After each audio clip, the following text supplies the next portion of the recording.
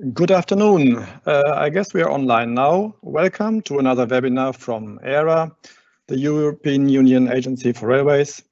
I'm Thorsten, Communication Officer, and I will be your moderator today. Together with our Executive Director and my colleagues, I feel honored to welcome today Keir Fitch and Harvey Rouse from the European Commission and François Daven, Director General from the International Union of Railways. The laws of physics, trade and competition are global. Railways are increasingly global too. This webinar will focus on the agency's main activities beyond the European Union. After an introduction by ERA's Executive Director, Dr. Josef Doppelbauer, Mr. Keir Fitch and Mr. Harvey Rouse from the European Commission will draw the international dimension of the EU transport policy, in particular the International Rail Cooperation. ERA staff will explain its global cooperation projects, their objectives and benefits, for example, the EUMEDRAIL, the EuroMed Rail Safety and Interoperability Project, IPA, Instrument for Pre-Accession Assistance and Western Balkans, OSJD, Organization for Cooperation Between Railways, OTIF, Intergovernmental Organisation, for International Carriage by Rail, and other partnerships and initiatives. You can also ask questions to our experts using the chat function, which you will find at the top right of your screen. And you can tag questions from other attendees, which you judge valuable by clicking and choosing the thumb sign on your screen. This webinar is recorded and will be made available on our YouTube channel and on our website after. And now I want to give the floor to Josef Doppelbauer, our Executive Director. Please, Josef, it's your floor. Thank you, Thorsten, and good afternoon, ladies and gentlemen. Also from my side, a warm welcome to our webinar on railways in the world. I'm very pleased to see such a strong interest in so many of you, and I still see the numbers going up, so many of you joining our webinar about the international activities of the European Union Agency for Railways. This great interest in our presentation today shows that international cooperation in rail matters, maybe more than ever before. Please allow me to recall what we have experienced, and I'm referring here to a number of crises that emerged in the recent past related to global transport and supply chains. Most of you will still remember the disruption in the international transport chains, resulting in shortage of goods supplies when the Suez Channel was blocked recently. Also, many international flights have been cut during the ongoing COVID pandemic, while railway companies kept up most of their services to connect cities, countries, and people. In both cases, railways provided a reliable and stable alternative for transport. About all these crises, we should, however, not forget the challenges originating in global warming and the greenhouse effect. In fighting these challenges, rail will play a decisive role. Railways have developed for almost 2 centuries, and over these 200 years of history, several organizations have been created whose purpose is to facilitate cooperation of railways across borders. Thorsten has already referred to OTIF, the UIC, OSJD, or organizations affiliated with the United Nations, in order just to name a few. All of these organizations have their specific raison d'être. Both us, the European Union Agency for Railways, and the European Commission have established links to the aforementioned bodies in order to streamline the activities in the common challenge of making railways a success story. As I already mentioned, railways connect people and countries. The challenges for rail are global as well. Everywhere in the world, rail faces competition from other modes of transport, in particular road or also from aviation. The safety risks are also similar all over the world. And finally, the evolution of technology hits us everywhere. Technology leads to innovation, but sometimes also to obsolescence. Technical standards can therefore be developed with a global relevance, and the European system of technical specifications for interoperability has in particular been designed also with the objective of being a global reference. As an environmentally friendly mode of transport, railways can once again become the most relevant mode of transport. Therefore, in today's webinar, colleagues from the agency will explain how we as ERA cooperate in the international context. We will inform you about the expected benefits, including also the activities of ERA in the scope of the Fourth Railway Package, to share experiences and to establish contacts with railway administrations and regulatory bodies outside of Europe, as well as support of ERA to the European Commission. Colleagues from DG Move will frame the discussion by outlining the policy context, and François Daven, the Director General of UIC, will introduce his organization that, for very nearly 100 years, has been involved in international cooperation right around the world. I'm convinced that we have put together an interesting program that covers many relevant aspects. I wish you a very successful webinar today, and I encourage you to ask questions. ERA's international team is there to present its work and to answer to any of your questions. May I now introduce Harvey Rouse, Head of Unit International Relations at DG Move, who will present the international dimension of the European Commission transport policy. Harvey, the floor is yours.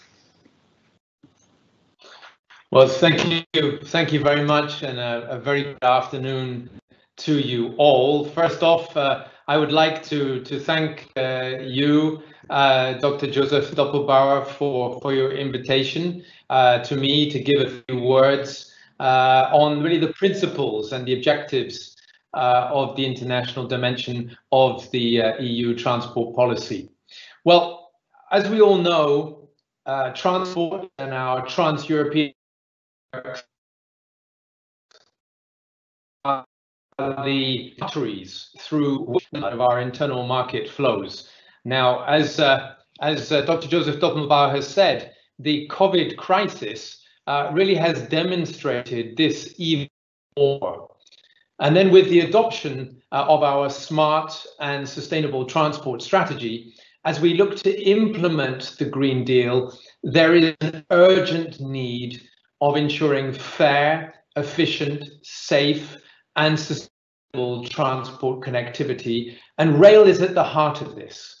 And furthermore, of course, the EU is not an island. So rail transport is also very much one of the key components of the EU's international relations and actions, promoting global action towards sustainability based on good practices, research, innovation, quality solutions, and standards. Now, this year, as we all know, is European Year of Rail, and it's an excellent opportunity to boost cross-European connections and to promote this vision at global level. And my colleague, Mr. Keir Fitch, will shortly elaborate more on this. In the time that I have allocated to me, I would like to highlight the main actions undertaken by the EU in the field of rail at international level with the support of the European Railway Agency on key strategic actions They implement the principles of the external dimension of EU transport policy in line with the guidelines of President von der Leyen's Commission and is defined by the EU institutions. So, as I said, in the brief time I have, I would like just to say a few words on the neighboring countries. Of course, we have our European network, we've extended them. So I'd like to talk a little bit about the Western Balkans, about the Eastern Partnership countries, about the Med countries, and turn to the increasingly important issue of connections with Asia. And finally, a few words on our actions with other important strategic partners. So first off, the neighborhood and Western Balkans. Well, with the Transport Community Treaty between the EU and the Western Balkan 6, we are aiming to fully integrate the Western Balkans rail market into the EU by assisting the 6 Western Balkan partners to transpose and implement the EU rail acquis, and by supporting projects that connect the regional partners amongst themselves and with the EU. Now, in context, DG Move is working closely with the Permanent Secretariat of the Transport Community in order to revitalize and restore rail transport in the region. In October last year, the Western Balkan 6 transport ministers endorsed the Western Balkan Rail Action Plan, and that's really aimed at accelerating and improving rail market opening, the proper governance in rail, modernization of rail infrastructure, so safety and interoperability, and reinforcement of passenger rights. So the ERA is very much involved in the preparation of the action plan in close cooperation with the transport community. It operates based on a recent MOU with the Permanent Secretariat, and it contributes significantly to the TCT Technical Committee on Rail. So we're working very much hand in hand with the ERA on this. A specific area of future cooperation is represented by what is known as the IPA. That's the Instrument for Pre-Accession Assistance, and that's looking at funded projects on level crossings, on the electronic register of vehicles, better regulation. Moreover, in October of last year, the Commission adopted its economic and investment plan for the Western Balkans, and this plan will mobilize up to 9 billion euros of funding for the region over the next 7 years. And that is to support the economic convergence with the EU. Now, the large majority of that will be directed towards sustainable infrastructure investment in the Western Balkans. So it's very clear, I think, that our support to rail in this region is very important to us. It's a major priority, and we also have the economic clout behind it. Moving to the Eastern Partnership countries, their regional cooperation is of crucial importance to us too, and this was proved by the extension of the indicative core 10T network to the Eastern partners in March of 2019. This indicative 10T also has an investment action plan, and that includes dozens of priority projects, including in the rail sector. So that's currently being implemented with the view of supporting the completion of the indicative extension by 2030, in line with the objectives set for the EU. Progress in the completion of the indicative core 10T network will certainly remain one of our main priorities. A quick word on Turkey, very much a strategic partner also on connectivity. In February 2019, the Commissioner approved the grant financing of 275 million euros for the Halkali-Kapıkule rail project that, once implemented, will connect Istanbul with the Bulgarian border in Kapıkule. So this project is actually the biggest rail infrastructure project we, the EU, are financing outside the EU. Finally, in the neighborhood, a quick word, not just looking east, but also looking south. And as recalled by the Southern Neighbourhood Joint Communication of last February, transport cooperation plays a key role for the general objective of turning the Med Basin into an area of dialogue, exchange and cooperation. And there our sectorial work is really aiming to develop the future trans-Mediterranean transport network and support joint activities on transport policy reforms under the Regional Transport Action Plan. And there we are preparing, again, very much cooperation across all transport modes for the next 7 years. Here, of course, in terms of the plan, it'll be successfully implemented by partners and is supported by the EU neighbourhood instruments. And again, we're working very closely with the ERA. Now, as I promised, a quick word on what has become rather a buzzword, or maybe a buzz term, we should say, and that's connectivity with Asia. While air and maritime transport are, of course, the obvious areas of cooperation when we're talking about Europe and Asia, considering the distances, we have very high expectations of an upcoming joint study on sustainable railway-based transport corridors between Europe and China. And we're doing that in the framework of the EU-China connectivity platform. Now, this study is ever more relevant in the current context of increasing rail freight transport between China and Europe on the only currently existing route, which is via Russia. Actually, if we look at the statistics, they're very interesting. There were a record number of 12,400 trips made in 2020 between Europe and China. That's double the amount of 2019. And furthermore, 2,000 trains were running between China to Europe in January, February of this year. And that alone is doubling the rate of last year. So there's huge potential here. Geographically, the study will assess the existing and potential new corridors in the countries located between the extended TEN-T, but also looking, of course, as I said, the Western Balkans and Eastern Partnership, and Turkey will be the border, if you like, on the one hand, and the territory of China on the other. It's going to focus on rail, but it's also going to look at interoperability, integration, legal and regulatory conditions, customs procedures, existing and bilateral agreements, and also look, of course, at multimodal connecting points. For instance, if the rail corridor goes through, for instance, we need to go through the Black Sea or Caspian Sea, it will look at those maritime connecting points as well. The study will look at sustainability in the broader sense, environmental, social, economic, fiscal, political, and finally, and very importantly, for our industry stakeholders who are present today, it will involve very much wide stakeholder consultation.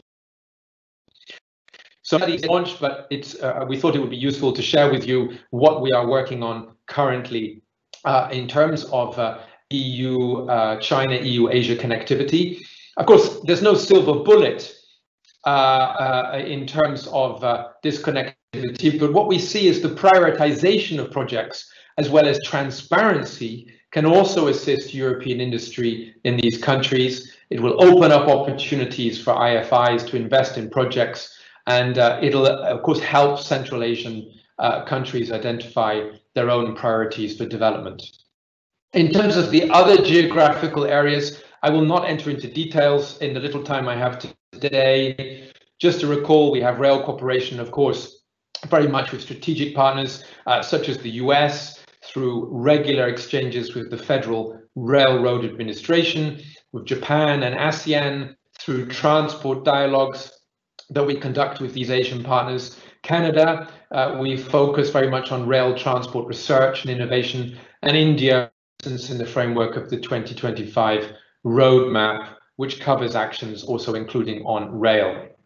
And my very final word, I would like to conclude on what I started at the beginning, and that's the Commission's Sustainable and Smart Mobility Strategy, which we adopted back in December of last year.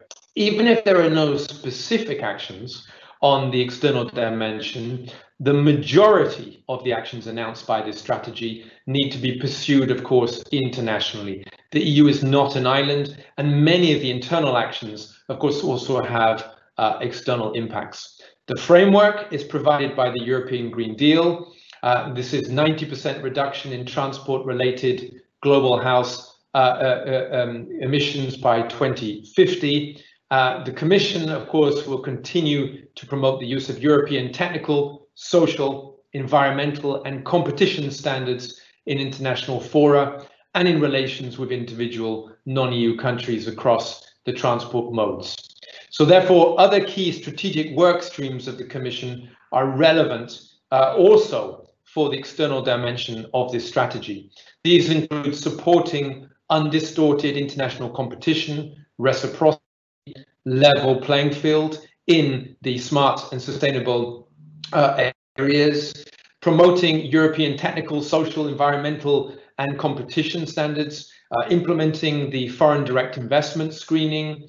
The ambassador for this strategy, of course, at international political level is our commissioner. You will already be aware, in particular, that Commissioner Vălean played this key role during her intervention at the UNICE ITC last February, where she presented the strategy and stressed the importance of rail freight and modal shift on this key platform for inland transport issues. So this work will continue over the weeks and months to come. I will finish there, but thank you very much for your attention, and of course also here to answer your questions that you might have. Thank you very much. Thank you very much, Harvey, for this interesting introduction in the EU transport policy with some impressive numbers. And I'm sure there's more to say. It's a really interesting, vast topic. But we have Keir Fitch, which I want to introduce you now. He is head of unit Rail Safety and Interoperability at DG Move. And he will give another high-level presentation on international rail cooperation by the European Commission. Keir, I give you the floor. Great. Well, many thanks, Torsten, and it's great to be with you all this afternoon. International cooperation is a fundamentally important topic for us all in transport. And I think that in rail is for probably four reasons. The first, and both Josef and Harvey have already mentioned this, of course, is the climate agenda, the need to decarbonise transport. And of course, very clearly, this is a global requirement.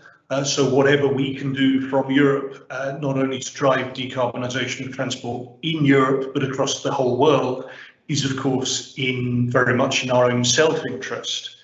And rail, as we all know, is an inherently low carbon mode. The problem with rail in general is the cost and the attractiveness, the flexibility of it. So the more that we can actually address those issues working with our international partners and make rail more attractive, then the better for all of us.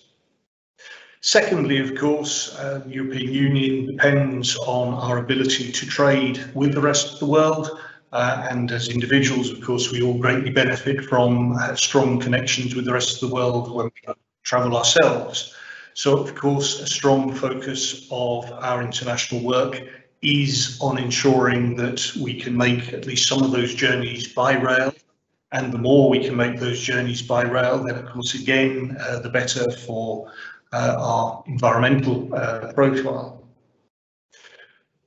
Thirdly, and again, of course, linked to the whole idea of making rail more attractive, we historically have a situation within Europe, but also looking much beyond Europe, where for a whole host of historical, sometimes even for strategic and military reasons, different countries, different networks have been built to different technical standards. Now, of course, the result of that is that it is much, much more expensive deploying new railway technologies across Europe or across the world than it is having similar developments in road or in aviation. So again, if we are to make rail attractive, and this is internal to Europe and globally, again, it is fundamentally important that we address those issues so that as we develop new technologies, they can rapidly be deployed everywhere. We don't have the extra cost of building highly bespoke systems for different parts of the world.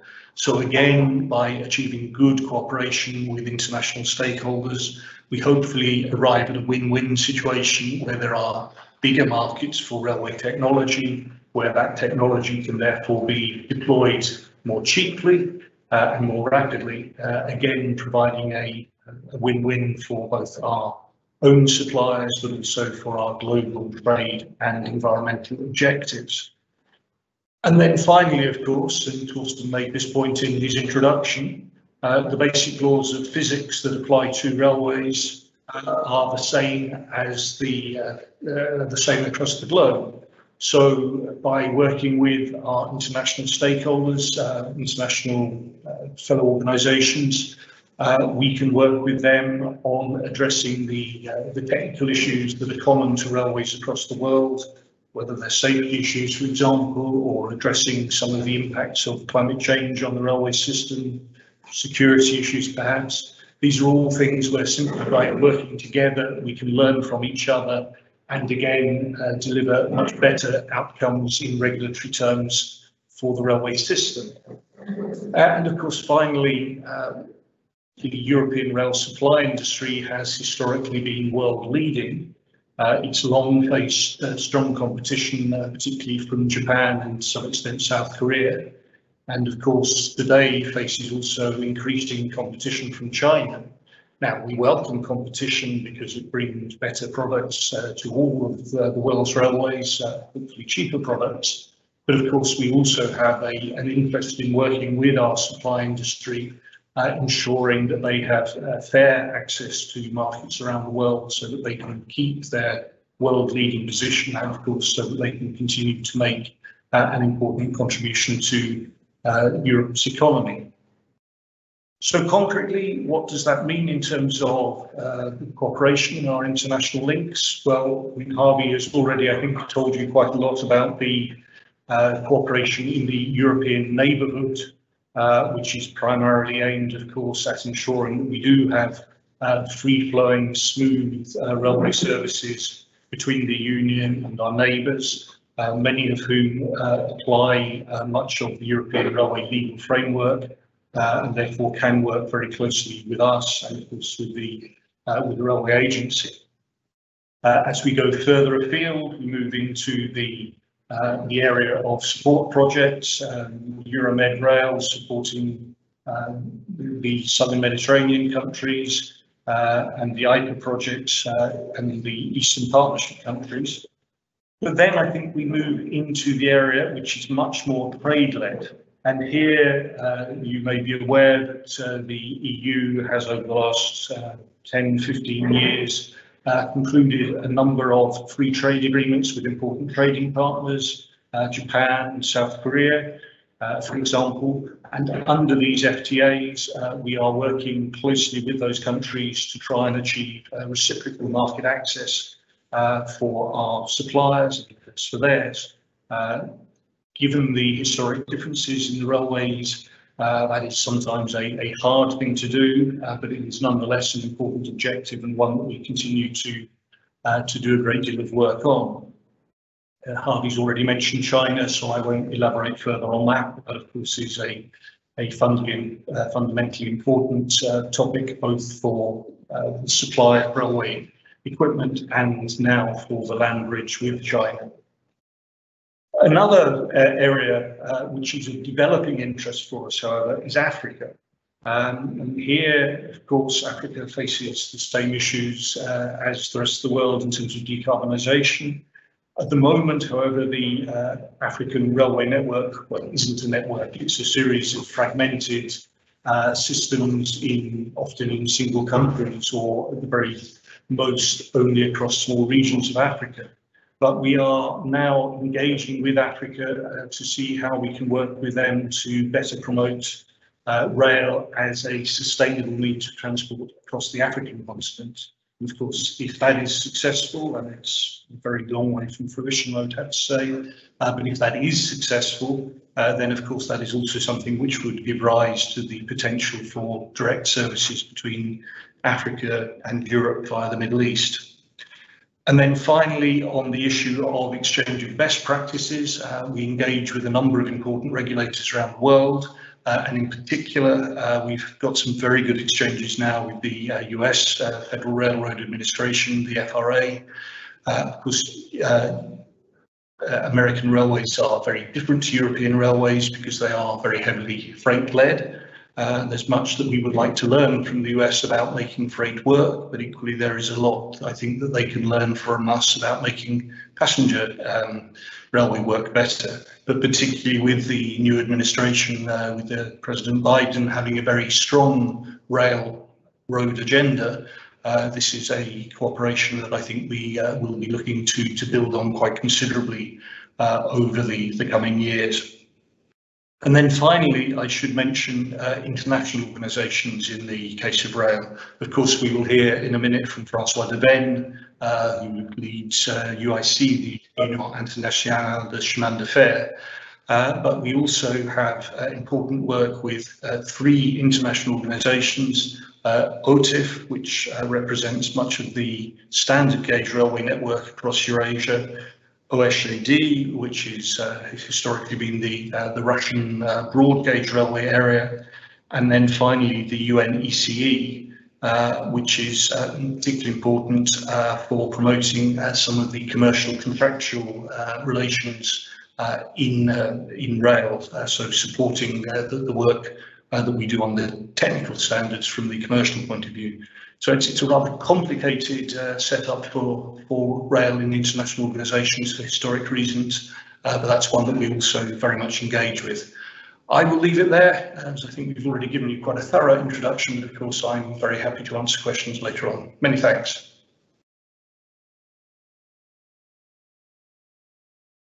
Thank you very much, Keir, for this presentation on EU challenges and global challenges. We now know everything is connected. We can't just live in our own little world. Of course, this goes beyond the EU to the neighbors beside us and to the whole world.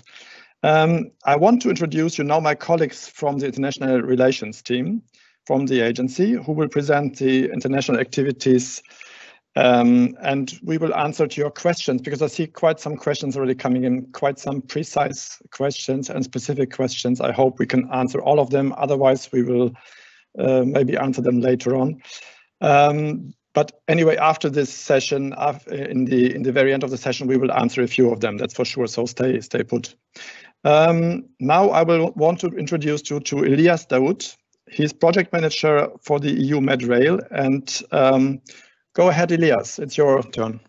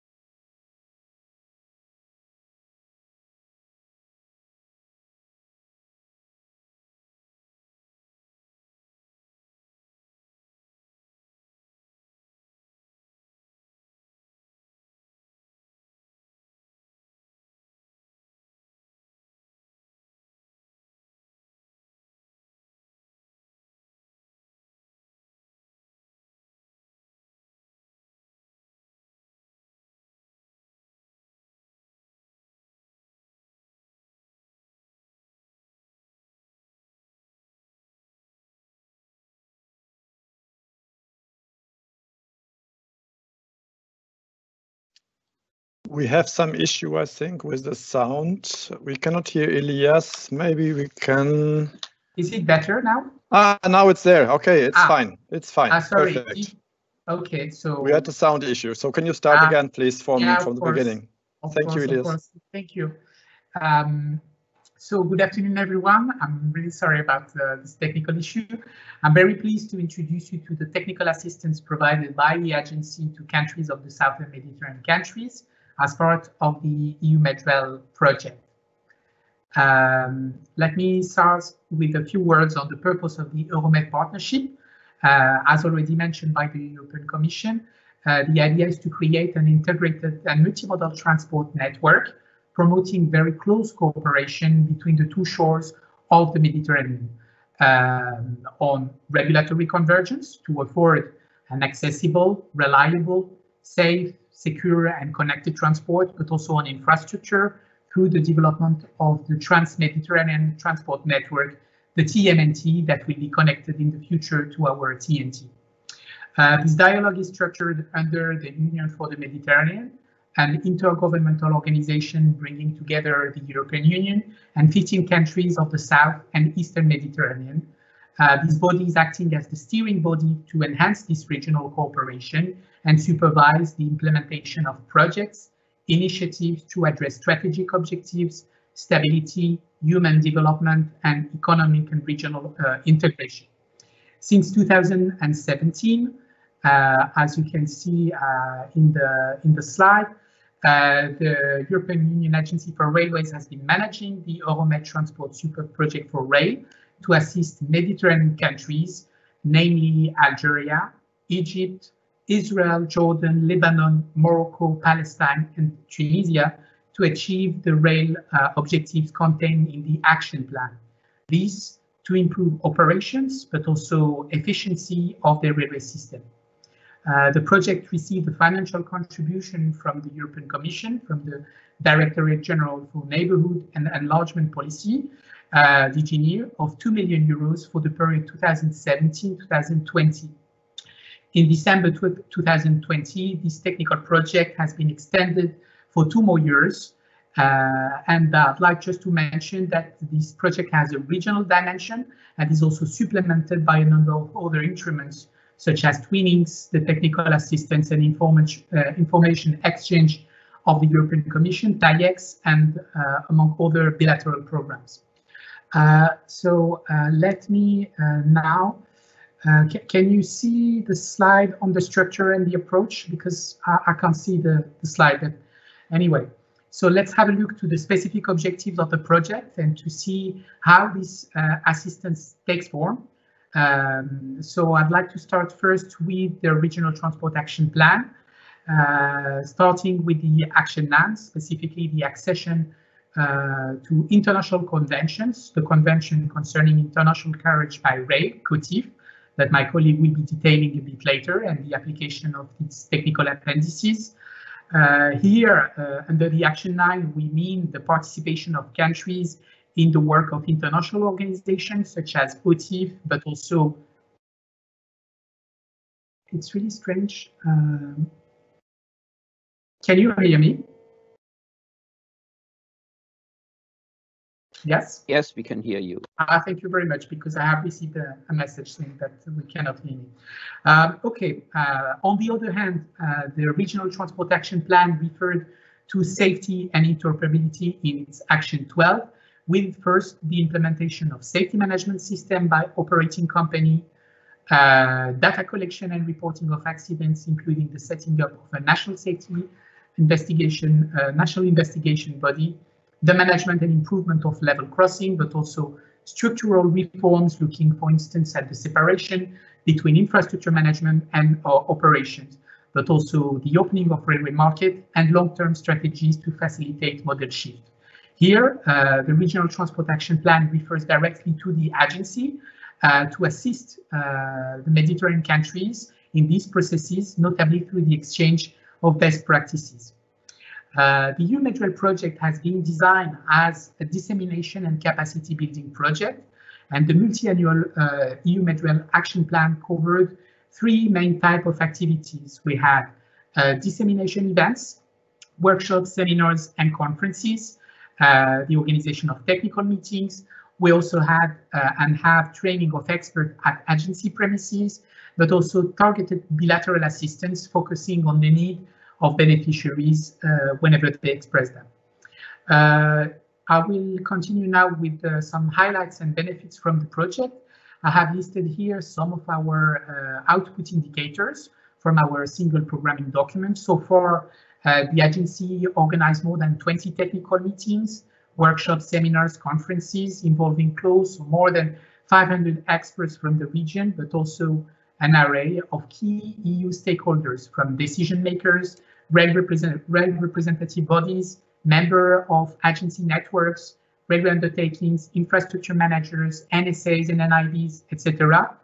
Liaising with key regional organizations, I already mentioned OTIF, with whom we organize regularly workshops addressed to our countries, but also UIC on some specific topics such as level crossing. So the technical assistants take also the form of study visits and technical visits, in particular in the field of signaling and ERTMS, ETCS being widely implemented in the region as part of their national development plans. And we can also quote the figures collected by UNIFE on ERTMS.net, showing that countries such as Algeria, Israel, and Morocco are leading in the region in terms of contracted tracks, but also in terms of contracted vehicles. As I said, we have disseminated widely the EU safety and interoperability framework, from regulations, methods to guidance. We also introduced some of the latest developments in TSIs, in particular control, command and signaling in the region, as part also of the training of experts at the agency. So far, countries reported a very good feedback about this cooperation, although last year COVID-19 strongly impacted their implementation. Although regulatory convergence is an ongoing and long process, we were very pleased that the Israel Railway Safety Management System had been certified by national authorities in 2018. Algerian and Egyptian railways reported on the implementation of the safety management system in 2018 and 2019. A legislation update was also reported in Algeria on SMS and safety supervision by the national authorities back in December 2020. I'd like also to add that the separation between infrastructure management from operation is foreseen in the coming year in Morocco, and the legislation to open the markets is in place in Egypt, Israel, Morocco, and Tunisia. Last, to conclude, just a few words about the outlook for 2021, in particular in the context of the future adoption of the Regional Transport Action Plan for the period 2021-2027. We agreed with our countries to give priority to align the legislation with EU rules on safety management systems, in particular for its supervision, putting forward the risk-based approach and the prevention of accidents. We foresee a gap analysis to be performed for each operating company, and we would like also to engage all railway leaders from the region on topics such as human and organizational factor, and also the development of a positive safety culture, notably through the signature of the European Railway Safety Culture Declaration. As of institution and capacity building, we also agreed to support national authorities to perform supervision activities and support to conduct accident and incident investigation through training workshops. And we will obviously continue our cooperation with OTIF. We also look forward to develop more synergies with other regional organizations. I thank you for your attention, and may I now give the floor to my colleague Christoph Kaupat, IPA project manager in charge of the Western Balkans and Turkey.